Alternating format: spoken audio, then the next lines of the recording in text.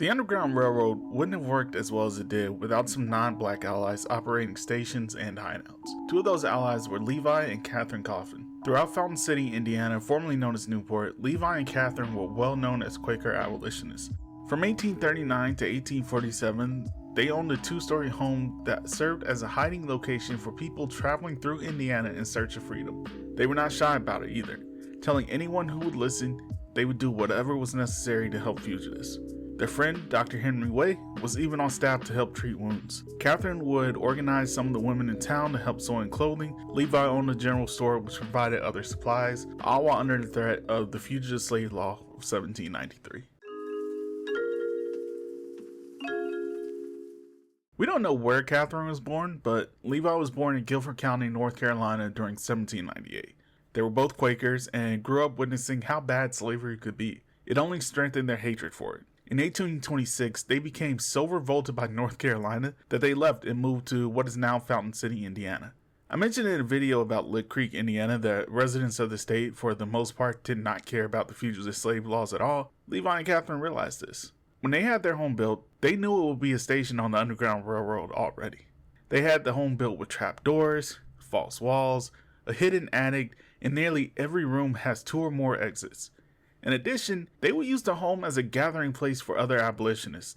Levi Coffin is often quoted as saying, "The Bible is bidding us to feed the hungry and clothe the naked. It said nothing about color, and I should try to follow out the teachings of that good book." In the 13 years they lived in that home, it's estimated they helped between 2,000 and 3,000 people escape. Their work was so well known, they became the basis of Simon and Rachel Holiday in Uncle Tom's Cabinet. Their home became known as the Grand Central Station because it linked up with paths to Illinois, Ohio, Canada, and many southern slave states. It truly was the crossroads of America. One of the ways they kept people from raiding the house is the Coffins believed in a rule that I do as well. Don't talk to police unless they have a warrant. If people arrived at the home without a search warrant, they weren't let anywhere near the front door. By the time they traveled 13 miles to get a warrant and another 13 miles back, the house had already been cleared out. In 1847, the Coffins were convinced to move to Cincinnati, Ohio and take over a rare business, a company that sold sugar and cotton that were produced without slave labor.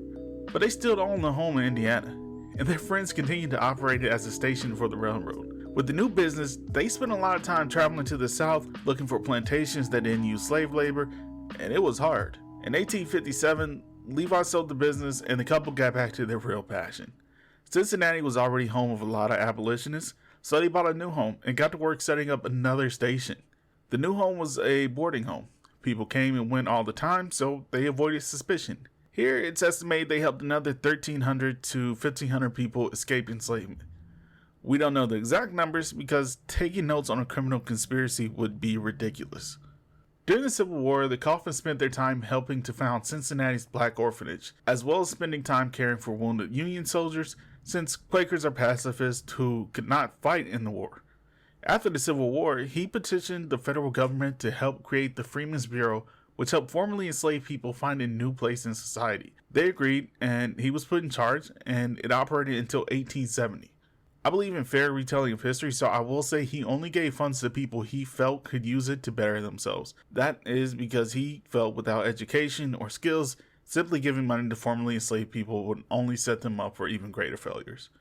In 1876, Levi publishes Reminiscences of Levi Coffin, in which he tells of the time working on Underground Railroad, as well as post-war work with the Freedmen's Bureau. At the end, he states, "I resign my office and declare the operations of the Underground Railroad at an end."